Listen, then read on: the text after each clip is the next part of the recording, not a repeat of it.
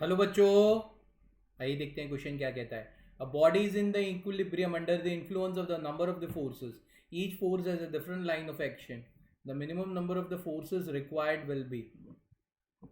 अब हमें ये बोला है कि बॉडी को इक्विलिब्रियम में रखना है, उसके लिए मल्टीपल फोर्सेस की रिक्वायरमेंट है और हर एक का लाइन ऑफ एक्शन डिफरेंट है. तो इसको ट्रायल एंड एरर मेथड से सॉल्व करना पड़ेगा, हर एक ऑप्शन को इंडिविजुअली एनालाइज करना पड़ेगा. Let us take an example. Right, अगर मिनिमम फोर्स दो होनी चाहिए और उनकी लाइन ऑफ एक्शन पास होनी चाहिए सेंटर ऑफ मास से, तो ये एफ हो गया, ये एफ हो गया, ये उनका सेंटर हो गया. तो ये चीज़ मैं कहता हूँ बिल्कुल भी पॉसिबल नहीं है, बिकॉज हमें क्वेश्चन में सिंपल बोल दिया कि सबका डिफरेंट लाइन ऑफ एक्शन है. राइट, तो ये सेंटर से तो ये पॉसिबल ही नहीं है, इनका लाइन ऑफ एक्शन सेम हो जाएगा. राइट, तो पहला ऑप्शन तो हट जाएगा. अब सेकेंड ऑप्शन को एनालाइज करते हैं. Minimum number of forces of body को इक्विलिब्रियम रखने के लिए तीन, if the lines of the actions are not parallel. अब मान लीजिए कि दो फोर्सेज हैं. Let us take an example. Two forces are there.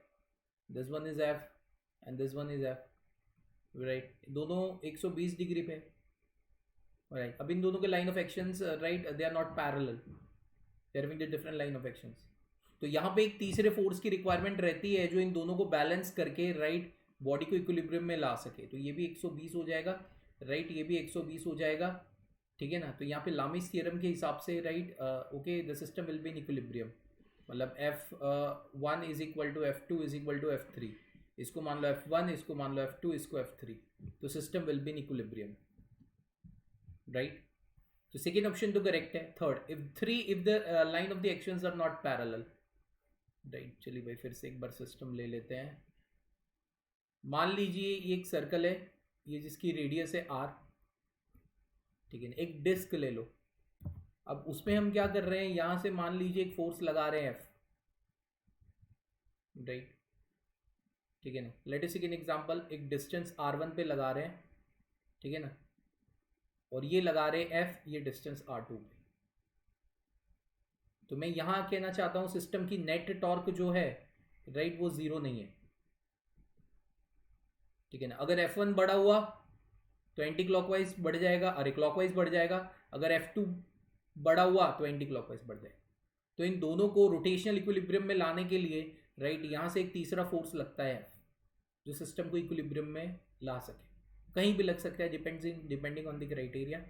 Right, तो थ्री फोर्सेज आर रिक्वायर्ड. अब देखिए इनकी लाइन ऑफ एक्शन पैरेलल हो गई ना. राइट, अब डी पे चलते हैं. तो सी भी ऑप्शन करेक्ट है. If the lines of actions are parallel and all forces have the same magnitude. अब इन्होंने बोल दिया है फोर्सेस के सारे सेम मैग्नीट्यूड है. राइट, चलिए मैं थोड़ा यहाँ ड्रॉ कर लेता हूँ तो आपको पता चल जाएगा. ओके, चलिए डी ऑप्शन को यहाँ डिस्कस करते हैं. अब मान लीजिए लाइन ऑफ एक्शंस पैरेलल है. ये एफ है, ये भी एफ है. राइट, ये आर डिस्टेंस पे है, ये आर डिस्टेंस पे. तो यहाँ पे सारी चीज़ें बैलेंस हो जाएगी. राइट, लेकिन ट्रांजिशनल इक्विलिब्रियम को बैलेंस करने के लिए दो और फोर्सेस की रिक्वायरमेंट रहेगी, F F at the same distance. Right, तो फोर्थ ऑप्शन में चार फोर्सेस की रिक्वायरमेंट रह गई, बाकी में तीन तीन. So here B C D, the three options are the perfect answer for this specific question. Hope so you all understand this बच्चा जी. Thank you and all the best.